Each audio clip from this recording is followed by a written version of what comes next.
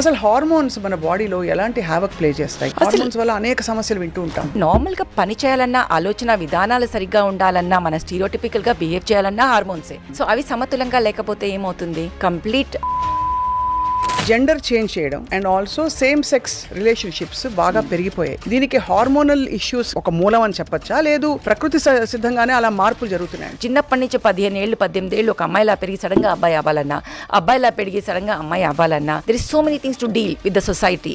అన్నిటికీ కూడా it is a complete team work of the doctors which is needed. But అంటే physical గా change చేయాల్సి ఉంటుంది, హార్మోన్స్ ని ఇవ్వాల్సి ఉంటుంది, ప్లాస్టిక్ సర్జరీ అవసరం ఉంటుంది, then psychiatrist help to deal with the change. చాలా మంది పేరెంట్స్ చేసే తప్పు ఏంటంటే బలవంతంగా పెళ్లి చేసేస్తారు. నాకు ఈ మధ్య అర్థం కానిది ఒకటి ఏంటంటే, పెళ్లి అంటే పిల్లలు మాత్రమేనా అనేది ముందు పేరెంట్స్ అర్థం చేసుకుని.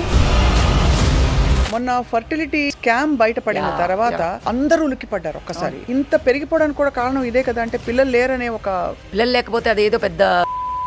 నాకు నా ఎగ్తో నాకు ప్రెగ్నెన్సీ కావాలి అనుకున్నప్పుడు, ఎందుకంటే ఇప్పుడు అసలే సర్గసీ లాస్ అన్నీ కూడా డిఫికల్ట్ అయినప్పుడు నీది నువ్వు సేవ్ చేసుకోవాల్సిన అవసరం ఉంది. So oocyte freezing, embryo freezing చేసుకుంటే 45-50కి కూడా you can have a child of your own. Let's talk about menstruation. Pads వచ్చాయి, ఆ తర్వాత టాంపాన్స్ వచ్చాయి, ఆ తర్వాత మెన్స్ట్రువల్ కప్స్ వస్తున్నాయి. ఏది ఉత్తమం అండ్ ఏది మీరు ఇప్పుడు రికమెండ్ చేస్తున్నారు అందరికి? Best is menstrual cup. ఎందుకని అంటే సిజేరియన్ సెక్షన్స్ ఒకవైపు, న్యాచురల్ బర్త్. ఇదివరకు న్యాచురల్ బర్త్ కి ఎంత ప్రయారిటీ ఇచ్చేవారు, ఇప్పుడు అందరూ సిజేరియన్ సెక్షనే కావాలని. మనం అర్థం చేసుకోవాల్సింది ఏంటి అంటే, ఆ పర్టికులర్ దారి ఆ పర్టికులర్ ప్యాసింజర్ కి అంటే బేబీకి దారి బాగుండి మాయ మధ్యలో లేకుండా ఉంటే perfectly all right for a vaginal delivery. ఎప్పుడైతే దారి బాగలేదో,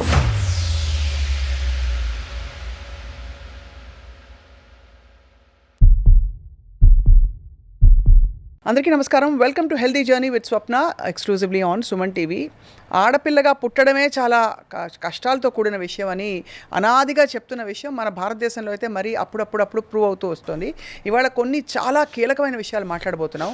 ఒక స్త్రీ జర్నీలో ఉండే ఆరోగ్యపరమైన, మానసిక ఆరోగ్యపరమైన సమస్యలకి పరిష్కారాలు ఏంటి, దాన్ని ఎలా డీల్ చేయాలి సొసైటీలుగా కూడా. We have with us a very very qualified eminent gynaecologist, obstetrician, అందరికీ సుపరిచితులు, ఇన్ఫ్యాక్ట్ పద్మశ్రీ పురస్కార గ్రహీత, అండ్ చాలా టాక్ షోస్లో చాలా బోల్డ్గా మహిళల పక్షాన్ని నిలబడి మాట్లాడుతూ వచ్చారు. She none other than doctor Manjula Anagani. Women and child యూనిట్కి కేర్ హాస్పిటల్స్ అలాగే అరిట్ హాస్పిటల్స్, 2 హాస్పిటల్స్లో కూడా క్లినికల్ డైరెక్టర్గా ఉన్నారు. దట్ ఈస్ యాక్చువల్లీ చాలా తక్కువ ఆవిడ గురించి చెప్పాలంటే. అపారమైన అనుభవం, వేల మంది శిశువుల్ని ఈ భూమి మీదకి తీసుకొచ్చారు. And she stands for women. Thank you so much. Thank you for having me here. Always a delight and very powerful to talk to you.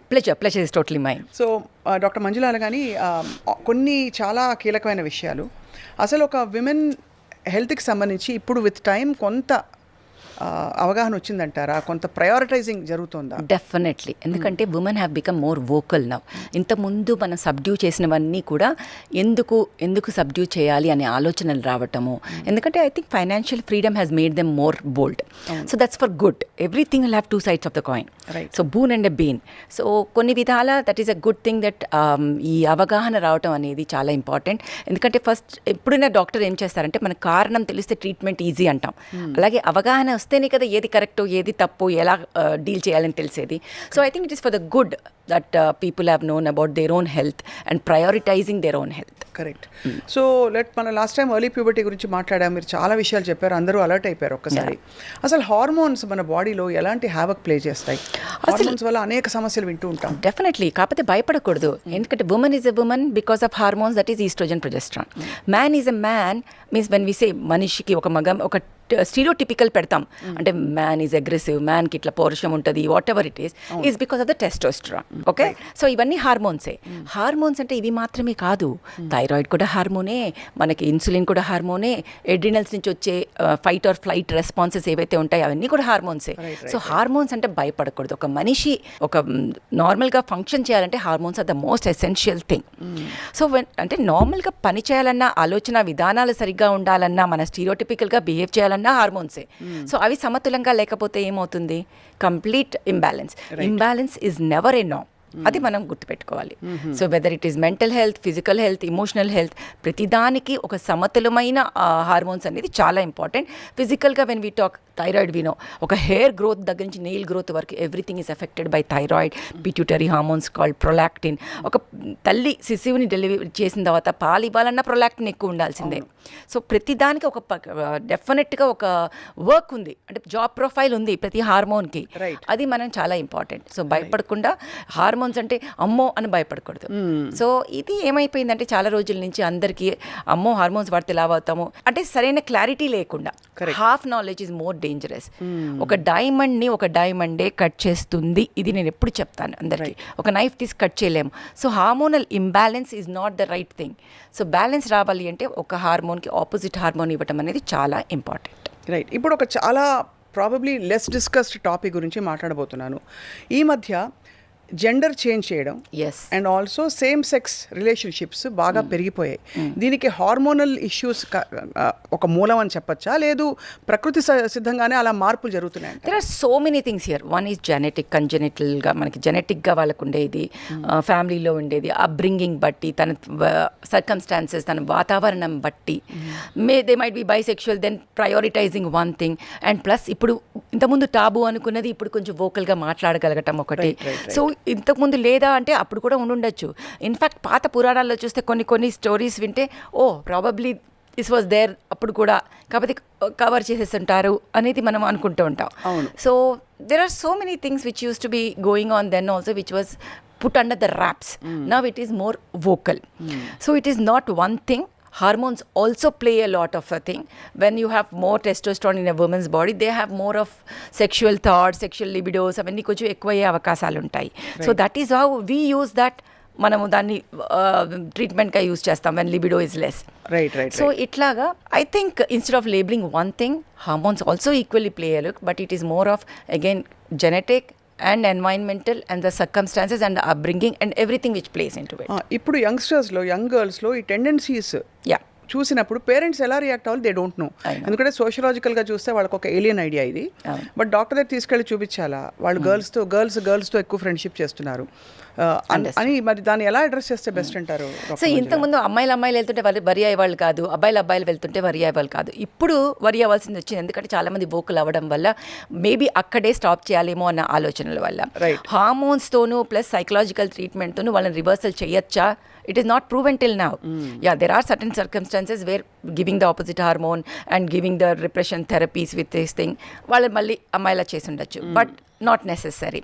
So whenever they want, first ఆ అమ్మాయికి ఉండాలి నేను మారాలనుకుంటున్నాను, I'm having these things, అమ్మాయికి కానీ అబ్బాయికి కానీ, అప్పుడు మాత్రమే ఈ psychiatrist therapy plus hormonal therapy will work. No I want to change అనుకున్నప్పుడు మాత్రం without the will of the person nothing can be done. And రాజ్యాంగం ప్రకారం కూడా, అంటే వాళ్ళకి ఇప్పుడు ప్రస్తుతం ఉండే పరిస్థితుల్లో they have clear community, they have rights, human fundamental rights ఉంటాయి వాళ్ళకి. ఎందుకంటే సబ్డ్యూ చేస్తే they might go into mental break down. అది కూడా అవుతుంది. That is more detrimental for them as a person. అది అంటే మెంటల్ వాళ్ళకి సహజ సిద్ధంగా కలిగే ఆ భావాలు, స్వయంగా సంపర్కం వైపు కావచ్చు, ఇంకోటి కావచ్చు, అది సప్రెస్ చేస్తే ఇబ్బంది కలుగుతుంది అంటారు.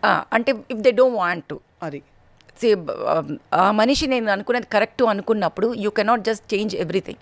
So if the person want to change, no I'm having this but I don't want them అనుకున్నప్పుడు, then psychiatry help and the hormonal help can help.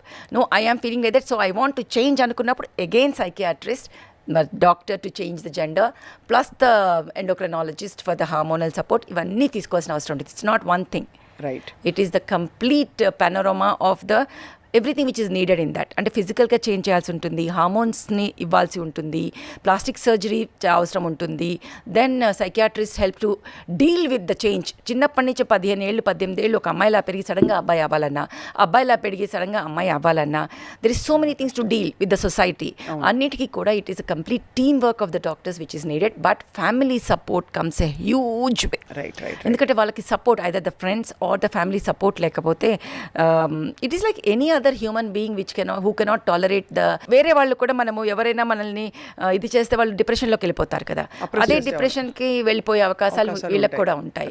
So I think support systems are చాలా important. And చాలా మంది parents చేసే తప్పు ఏంటంటే బలవంతంగా పెళ్లి చేసేస్తారు. పెళ్లి చేస్తే పిచ్చి తెలిసి తగ్గుతుంది ఒక అబ్బాయి అంటే అబ్బాయి అమ్మాయిగా మారదాం అనుకున్న వాళ్ళు గే అని తెలిసినా కూడా బలవంతంగా పెళ్లి చేసేయడం వల్ల Society ఇంకొక అమ్మాయి లైఫ్ లైఫ్ కూడా పోతుంది. అండ్ అక్కడ అలాంటి పరిస్థితుల్లో అమ్మాయికి ఎటు చెప్పుకోలేక అదే నోరిప్పకపోవచ్చు ఆ అమ్మాయి, ఎందుకంటే మళ్ళీ మా అమ్మ నాన్న ఇంత కష్టపడి పెళ్లి చేశారు, ఇంత డబ్బులు స్పెండ్ చేశారు, సొసైటీలో నా పెళ్లి బ్రేక్ అయిందంటే ఎట్లాగా, ఒక డివోర్సీ అనే పేరు వస్తుంది అని. So first I think the parents of the boy should think that ఇంకొక అమ్మాయి లైఫ్ని నాశనం చేసే ముందు మళ్ళీ తర్వాత ప్రెషర్ పెడతారు ఆ అమ్మాయి మీద, పిల్లలు కావాలి పిల్లలు కావాలి పిల్లలు కావాలి.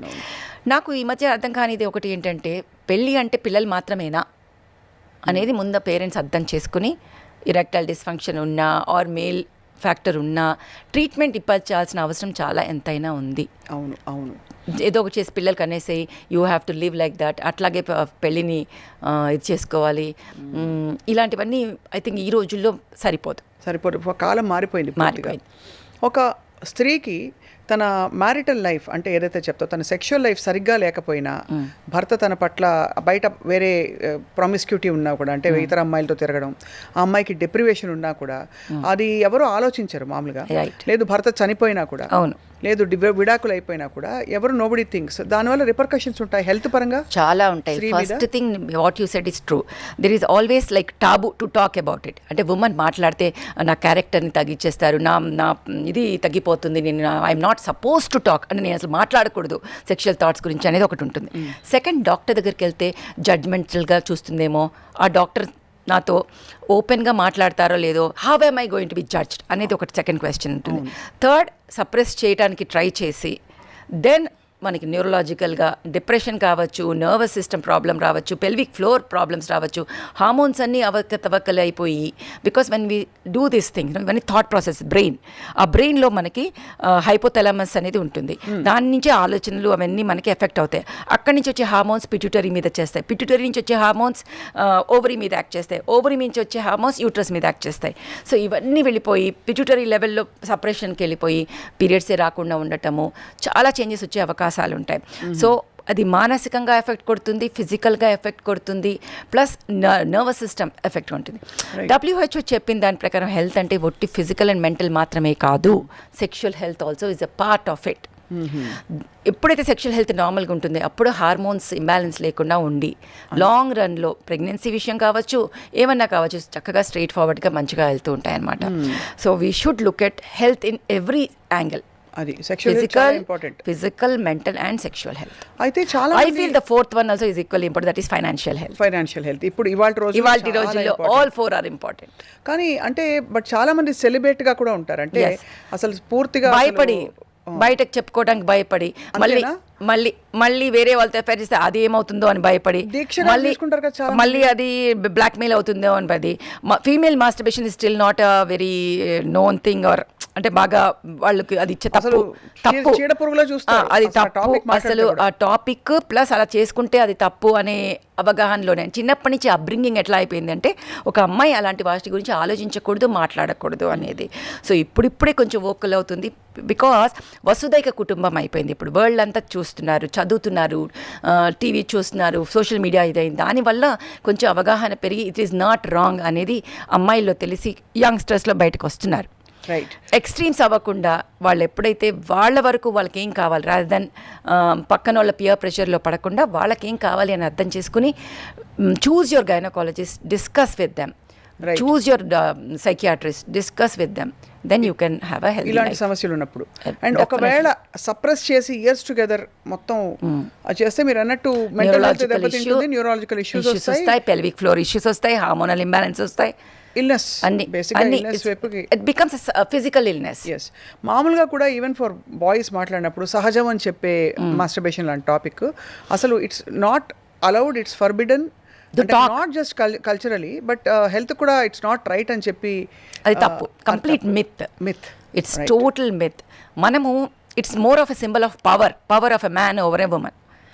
So that is the way. ఎవరు చెప్పారు ఆ మాట అంటే when you go back it will be from a man who he's told that ఇలా చేయకూడదు, women should not do that, women should not do this అనేది. It is that superiority feeling అంతే. Right, but ఒక జీవరాశిగా చూస్తే it's a very normal thing, normal thing. Yes okay that's చాలా పెద్ద విషయాన్ని తేటతెలు అంటే బయటకు వచ్చి ఈ టాపిక్స్ ఇన్ఫాక్ట్ డిస్కస్ కూడా చేయరు. ఒక బాడీ మీద కూడా తనకి ఆటానమీ లేకుండా పరిస్థితులు, జెనిటల్ మ్యూటిలేషన్ లాంటి సమస్యలు ఇప్పుడు చూస్తాం. ఆఫ్రికాలో చూస్తాం, చైనాలో మనం చూసాము, కాళ్ళని కట్టేస్తారు, పాదాలని కట్టేసి చిన్నగా ఉండాలని. కాబట్టి నడుముని కార్సెట్ తో పాత రోజుల్లో ఇఫ్ యు సీ మనం బ్రిటిష్ సిరీస్ కానీ ఏమైనా చూస్తే అబ్డోమెన్ చుట్టూ ఇలా కట్టేస్తారు, జపనీస్ అమ్మాయిలకి కూడా అట్లాగా. సో నడుము ఇంత చిన్నగా ఉండాలి అనేసి ఇట్లాంటివన్నీ మనం ఒక చెప్పే కదా స్టీరియోటిపికల్గా అంతే అన్నీ చేసేస్తాం. అలాంటి కేసెస్ మీ దగ్గరికి వస్తాయా ఇప్పుడు? ఇవాళ రోజుల్లో మ్యూటిలేషన్ కేసెస్ ఇంకా చూస్తున్నాం మనం అక్కడి నుంచి వచ్చిన పేషెంట్లలో. ఏం చేస్తారంటే అంటే అగైన్ ఆర్గాజం అనేది ఉమెన్కి రాకూడదు, తెలిస్తే దే మైట్ గో ఇన్ఫెడిలిటీకి వెళ్తుందేమో అనే ఆలోచనతో వాళ్ళు then they understood that clitoris is the organ for sexual gratification. So క్లైటోరిస్ని కట్ చేసేస్తారు, హుడ్ని కట్ చేసేస్తారు. సో ఆ పైన చాలా దారుణం. So that they'll stay with ఇది అక్కడ జెనిటల్ లేబియా మైనోరాని కట్ చేసేస్తారు, మ్యూటిలేట్ చేసేస్తారు అక్కడంతా. So that they can not think of orgasms ఉండవు, they can not think of having ఇప్పుడు హస్బెండ్ లేకపోయినా వేరే అబ్బాయిలతో అట్లా అవ్వకుండా, అంటే వాళ్ళది వాళ్ళు చూసుకోకుండా అన్నది వాళ్ళ ఇది చాలా ఇలాంటి ట్రెడిషన్స్ ఇంకా కంటిన్యూ అవుతున్నాయి. I have no idea as of now what is happening there, but మాకు వచ్చే పేషెంట్స్లో మాత్రం ఇంకా ఉన్నాయి, ఇంకా ఇలాంటి కేసెస్ మీరు చూస్తుంటాం. అంటే నాకు ఇంకొక ఆటోనమీ అనేది ఒట్టి బాడీ మీద ఇట్లానే అంటున్నాం కదా. When you say no to abortion or no to contraception, అది కూడా ఆటోనమీ లేకుండా ఉండటమే కదమ్మా. అవునవును. So that is still there even in the western world, so called forward world like US కూడా కదా. అవునవును. So why are we talking about only countries like Africa? అంతే కదా, అంతే కదమ్మా. ఇప్పుడు ఎప్పుడైతే నువ్వు యూ కెనాట్ యూస్ కాంట్రాసెప్షన్, పిల్లలు వద్దు అనేది కూడా నీకు నీ బాడీలో నువ్వు కదా చేసుకుంటుంది. యూ కెనాట్ యూస్ కాంట్రాసెప్షన్ అంటే అది కూడా ఆటోనమీ లేనట్టే. అంటే ఎప్పుడు అండ్ అన్వాంటెడ్ ప్రెగ్నెన్సీస్ని అబార్ట్ చేసుకోకూడదు అంటే కూడా అది కూడా ఆటోనమీ లేనట్టే కదమ్మా. అవును కరెక్ట్. దానికంటే ఆబ్వియస్లీ అంటే ఒకటి లా ఆఫ్ ద ల్యాండ్ ఉంటుంది అల్టిమేట్గా, బట్ కల్చరల్గా ఇలాంటి ప్రాక్టీసెస్ ఉండడం, human right is more important than law of the land అనేది నా point. Correct. At least contraception okay, law of the land can be for abortion చేసుకోకూడదు, అది అగ్రీడ్. అప్పుడు కాంట్రాసెప్షన్ని వద్దు అని అంటే నువ్వు కాంట్రాసెప్షన్ వద్దంటావు, ప్రెగ్నెన్సీ వస్తే ఏంటి అంటే అన్వాంటెడ్ ప్రెగ్నెన్సీస్ని పెంచేసి, టీనేజ్ ప్రెగ్నెన్సీస్ని పెంచేసి, కాంప్లికేషన్ రేట్స్ని పెంచేసి ఏం సాధిస్తున్నాం మనం? ఒక మానవ సమాజాన్ని ఏం చేద్దాం అనుకుంటున్నాం మనం? చాలా ఆలోచన. అప్పుడేమవుతుందంటే ఇల్లీగల్ అబార్షన్స్ ఎక్కువ అవుతాయి, అంటే కాంప్లికేషన్ రేట్స్ ఎక్కువ అవుతాయి, అంటే ఏమవుతుంది చచ్చిపోతారు కదా. మా మార్టాలిటీ ఇంత కష్టపడి మన మార్టాలిటీ రేట్స్ని తగ్గుకుంటూ వచ్చినప్పుడు మళ్ళీ మనం ఉమెన్ని పాతకాలంలోకి పంపిస్తున్నాం. అబ్సల్యూట్లీ. అది మొన్న ఫర్టిలిటీ స్కామ్ బయటపడిన తర్వాత అందరూ ఉలిక్కిపడ్డారు ఒక్కసారి. ఇప్పుడు ఫర్టిలిటీ క్లినిక్స్ వెళ్ళాలంటే కూడా భయపడుతున్నారు. బట్ ఇంత పెరిగిపోవడానికి కూడా కారణం ఇదే కదా, అంటే పిల్లలు లేరనే ఒక ఫీలింగ్. అది ఇంకా అంతే మన కల్చరల్లీ వీఆర్ స్టిల్ లైక్ పిల్లలు లేకపోతే అదేదో పెద్ద ఇది అన్నట్టుగా, అది చాయిస్ అనుకోవట్లా. మాకు పిల్లలు వద్దు అనుకుంటున్నాము అంటే అదేదో ఏలియన్స్ని చూసినట్టు చూస్తుంటారు. ఒకళ్ళైనా నీకు తోడు ఉండాలి కదా, నీకు 50 years తర్వాత. I feel in one way probably, ఎందుకంటే ఇప్పుడు రోజుల్లో పెళ్ళి అనేది వెరీ అన్స్టేబుల్గా అయినప్పుడు maybe the divorces can happen at 45-50 కూడా అన్నప్పుడు the man can go and get married again. But at 45-50 man can have a child, but women cannot have a choice. So I feel the choice should be given to the women. అంటే ఆ యువతికి 45లో కూడా నాకు pregnancy కావాలి అంటే choice ఉండాలి. కాబట్టి I urge, నేను అందరు యంగ్స్టర్స్ చెప్పేది ఏంటంటే you don't want to have a child, fine కనకండి, కానీ ఊసైడ్ ఫ్రీజింగ్, ఎంబ్రియో ఫ్రీజింగ్ చేసుకోండి. సో దట్ 45కి ఏమైనా అవ్వకూడనేది జరిగి నీకు అప్పుడు ప్రెగ్నెన్సీ కావాలి అనుకుంటే నీకు ఒక చాయిస్ ఉండాలి. So that is again autonomy on your body you should have. నాకు నా ఎగ్తో నాకు ప్రెగ్నెన్సీ కావాలి అనుకున్నప్పుడు, ఎందుకంటే ఇప్పుడు అసలే సర్గసీ లాస్ అన్నీ కూడా డిఫికల్ట్ అయినప్పుడు నీది నువ్వు సేవ్ చేసుకోవాల్సిన అవసరం ఉంది. So oocyte freezing, embryo freezing చేసుకుంటే 45-50కి కూడా you can have a child of your own. అది నా పాయింట్. అది చాలా బ్రిలియంట్లీ సెడ్ యాక్చువల్లీ.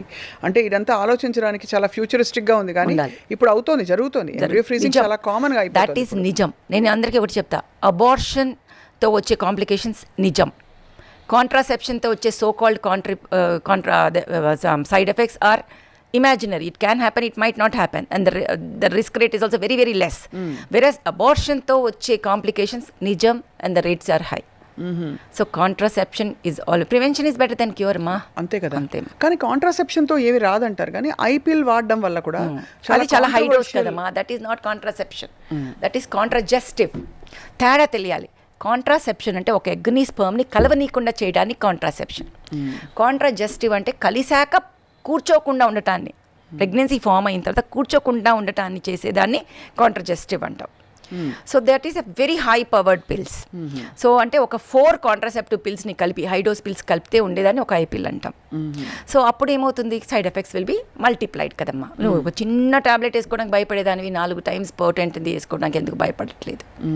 అది చాలా సో ఐపీఎల్ అసలు వాడకూడదా? ఎమర్జెన్సీలో ఎమర్జెన్సీలో వాడాలి పాప. అది అంటే when life is more important than, అంటే నాకు pregnancy is more deleterious to you అనుకున్నప్పుడు వాడాలి అంతే. కానీ అలా ఒక్కపొళ్ళ వేసుకునేది కాదు. టైం పాస్గా ఇట్స్ ఓకే. ఐపీఎల్ని కాంట్రసెప్షన్గా వాడకూడదు, అబార్షన్ని కాంట్రసెప్షన్గా వాడకూడదు. అది పీపుల్ ఆర్ దేర్, ప్రెగ్నెన్సీ వస్తే అబార్షన్ చేసుకుందాం, అది కాంట్రసెప్షన్ కాదమ్మా.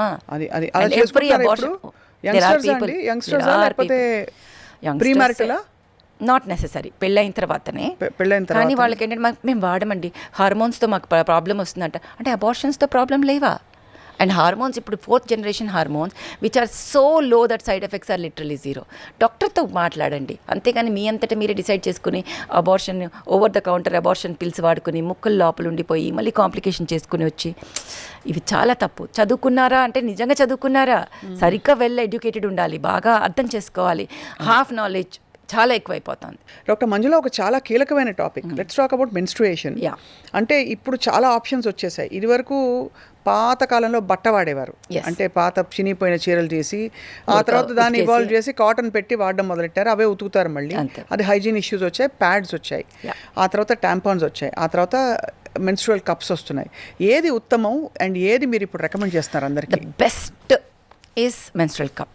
ఎందుకని అంటే అది silicon, it is inert, it doesn't get absorbed. అంటే మనం ఏం పెట్టినా మనకి బాడీలో శరీరంలోకి అబ్జార్బ్ అయ్యిందంటే దానితో వచ్చే సైడ్ ఎఫెక్ట్స్ బాడీ మీద ఉంటాయి. అంటే మీరు అనేది శానిటరీ నాప్కిన్స్ మీద ఉండే మెటీరియల్ ఏదైనా సరే, ఇప్పుడు ప్లాస్టిక్స్ అనేది మనకి డయాక్సిన్స్ రిలీజ్ చేస్తుంది.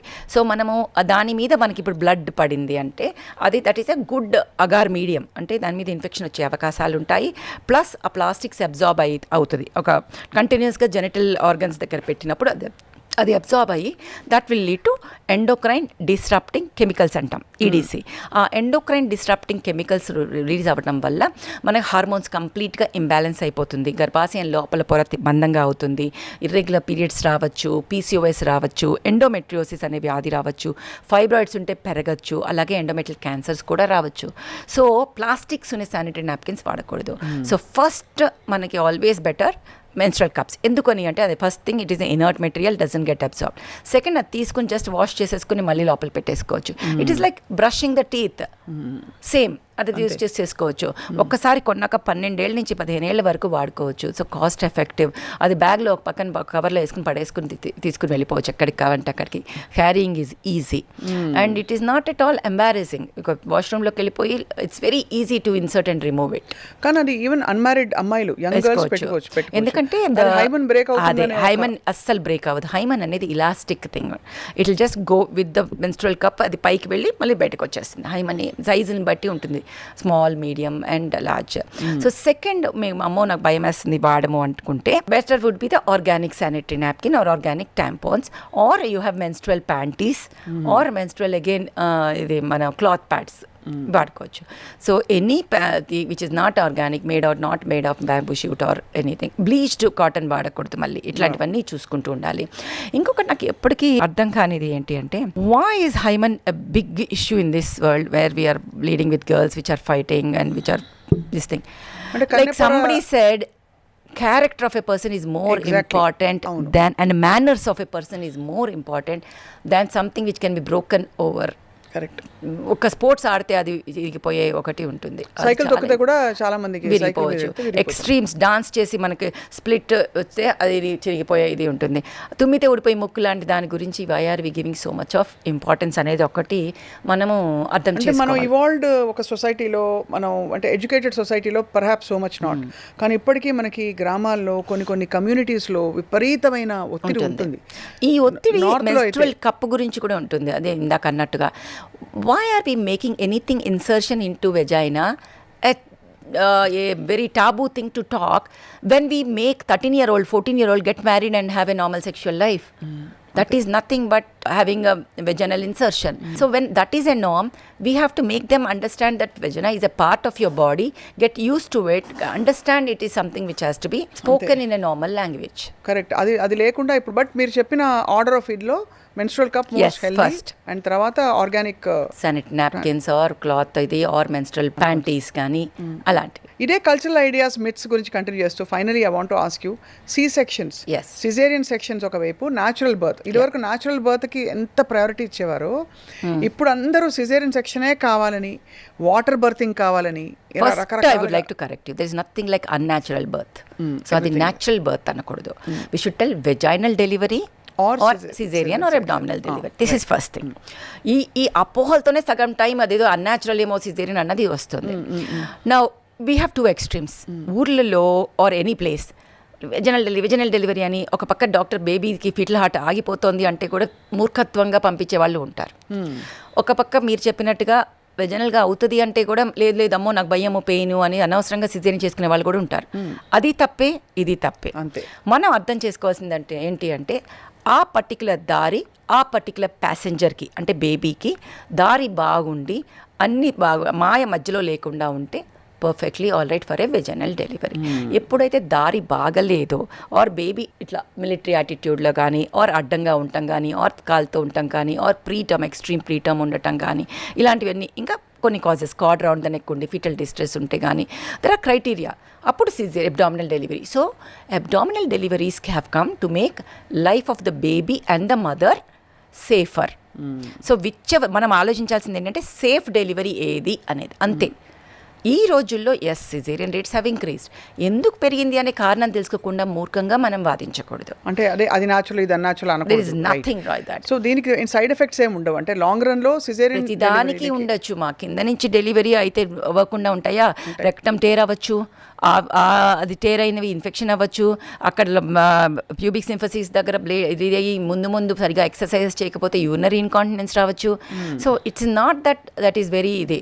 ఆర్ బేబీని ఆల వేసి తీస్తే న్యూరలాజికల్ డిఫెక్ట్స్ రావచ్చు. ఏదైనా సరే ఇన్స్ట్రుమెంట్ డెలివరీ ఏదో పట్టుకుని లాగామా పీకామా డెలివరీ చేసామా కాదు. సేఫ్గా మదర్ సేఫ్గా బేబీ ఉండటం అనేది చాలా ఇంపార్టెంట్. రైట్. కాబట్టి సిజేరియన్ సెక్షన్స్ ముహూర్తం పెట్టుకుని లేదు ఒక పర్టికులర్ అది that's what I said unnecessary caesareans is never a not. అది చేయకూడదు. ఎందుకంటే దానికి ఉండేవి ఉంటాయి. There is something called TTNB అంటే నార్మల్ డెలివరీలో ఉండదు. అది సిజేరియన్లో ఏమవుతుందంటే ఇప్పుడు బేబీ బయటకు వచ్చేటప్పుడు చెస్ట్ వాల్ కంప్రెస్ అవుతుంది వెజనల్గా వచ్చినప్పుడు, అప్పుడు దాంట్లో ఉన్న నీరంతా బయటకు వస్తుంది.